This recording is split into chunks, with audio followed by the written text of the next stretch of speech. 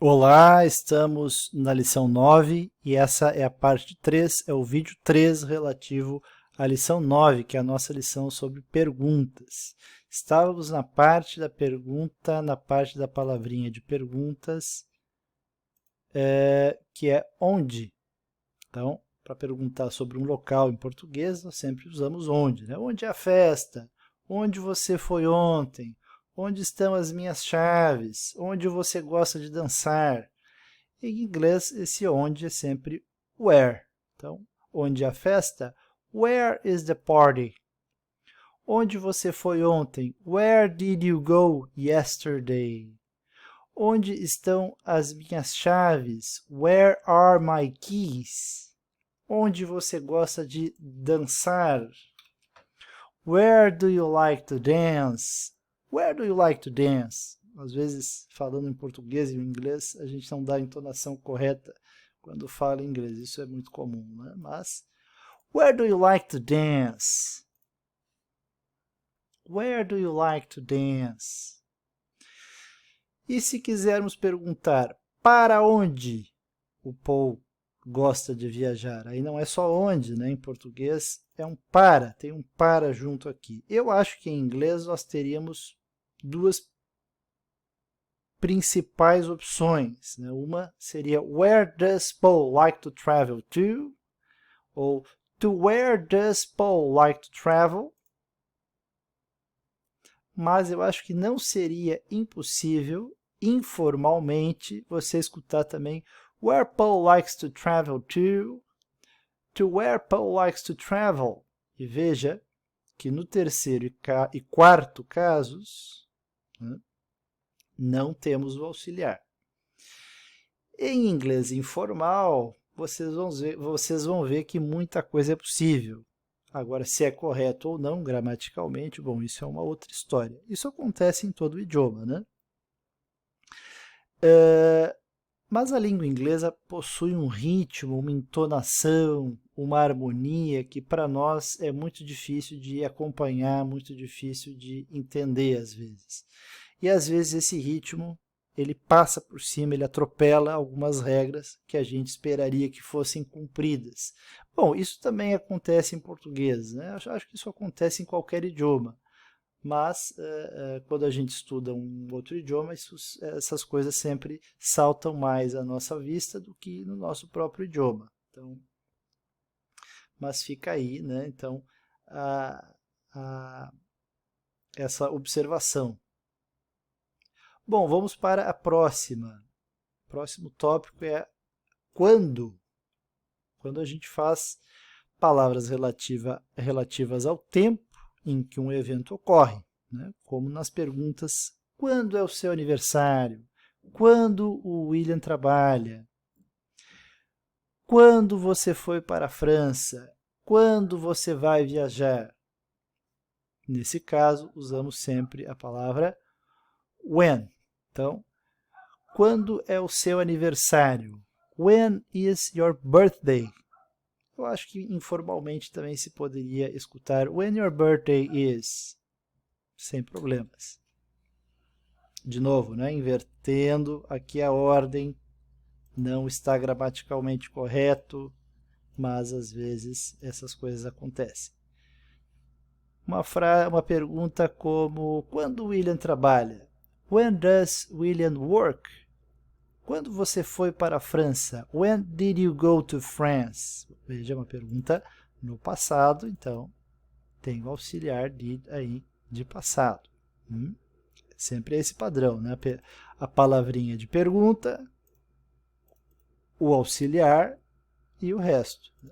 Caso seja um verbo to be, é a palavrinha de pergunta, o verbo to be e o resto. Só relembrando aí o padrão. Então, ainda não vimos o futuro, né? Mas se eu quiser perguntar quando você vai viajar, aí nós vamos ver que o auxiliar de futuro é o will, aí ficaria when will you travel? When will you travel? Então, will nós vamos ver na lição 15, é o auxiliar de futuro, ok? Vamos para a palavrinha quem. Quando fazemos alguma pergunta sobre uma pessoa indefinida, a gente usa o quem, né? Quem é você? Quem é aquela mulher? Quem está na festa? Quem está aí? Quem gosta de sorvete? Quem foi na festa ontem? Quem viajou para Tóquio com a Jane? Em inglês, esse quem é who. Então, quem é você? Who are you? Quem é aquela mulher? Who is that woman? Quem está na festa? Who is at the party? Quem está aí? Who is there? Aprendemos, né? Já o here, aqui, there, aí, e over there, lá.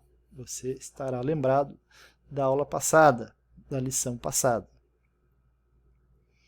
Então, nenhum mistério, né? Para perguntar com o verbo to be, né?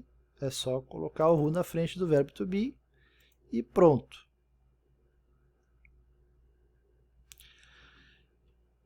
Entretanto, veja, e agora a coisa começa a complicar um pouco, quando a gente usa o who com os outros verbos, não fica claro quando precisamos ou não dos auxiliares. Veja, todas essas perguntas que nós fizemos aqui, todas elas envolveram o verbo to be, certo?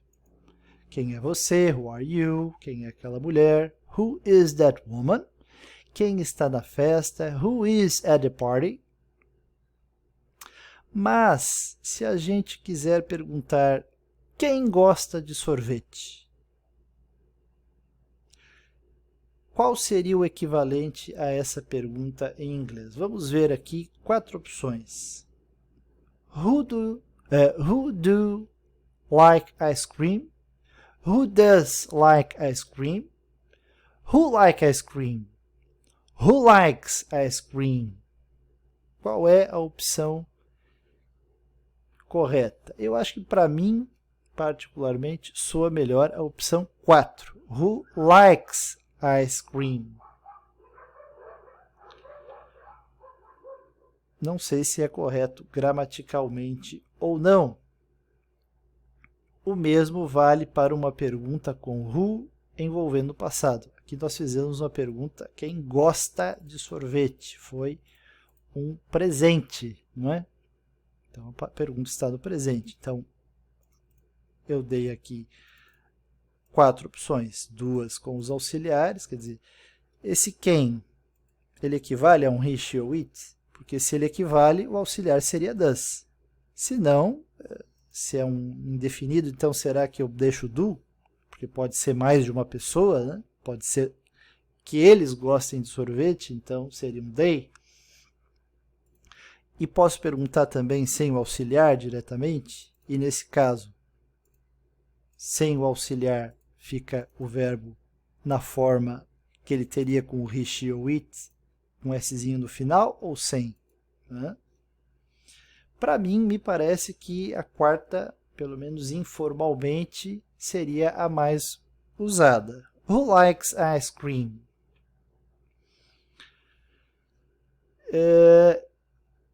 Vamos ver então agora uma pergunta com o who envolvendo o passado. Por exemplo, quem foi na festa ontem? Vamos ver quais são as opções que a gente teria. Who did go to the party yesterday? Se fosse seguir o padrão que eu falei para vocês, né, o auxiliar did teria que aparecer, porque é uma frase no passado. Quem foi na festa ontem? Who did go to the party yesterday? Então, apareceu aqui o auxiliar did, e o go, que é o verbo ir, ficou na sua forma normal. Então, essa é a primeira opção. Na segunda opção, eu coloquei o verbo go diretamente conjugado já no passado. Então, falei sem o auxiliar. Who went to the party yesterday? Então, veja, qual das duas opções será que soa melhor? Eu acho que se escuta mais a segunda. Né? Who went to the party yesterday? Mas, acredito que as duas coisas podem ser usadas. Inclusive, essa aqui, né, com o auxiliar, todas as formas com o auxiliar são mais aceitas, são consideradas gramaticalmente mais corretas. mas eu acho que durante, vamos dizer, no dia a dia, se usaria mais no passado essa aqui, com o verbo conjugado diretamente no passado sem auxiliar. Who went to the party? Who went to the party yesterday? Who likes ice cream? Eu acho que essas duas formas seriam mais usadas. Então veja que isso só acontece com o who. Esse padrão só é quebrado pelo who. Então, eu acho também que se a gente quiser usar a forma como auxiliar, parece que ela é para dar maior ênfase. Who does like ice cream? Quem realmente gosta de sorvete? Enquanto se você quiser perguntar quem gosta de sorvete, who likes ice cream, acho que seria o mais usado no dia a dia.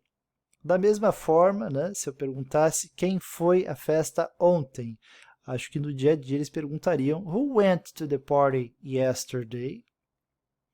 E se fosse uma situação enfática, quem realmente foi na festa ontem? Quem foi mesmo na festa ontem? Who did go to the party yesterday? Aí sim. Qual a razão pela qual, entre todas essas palavrinhas de perguntas que nós estamos vendo, só o who dispensa os auxiliares, é uma questão difícil de responder, né? É simplesmente uma questão aí de ritmo, não sei, né? Mas parece que informalmente, para falar no dia a dia, as pessoas usam o who sem os auxiliares, certo? Mas quem gosta de sorvete, quem foi na festa ontem, quem viajou para Tóquio com a Jane, seja usando os auxiliares ou não, o quem é sempre who. Ok? Então, vamos continuar no próximo vídeo, na próxima parte.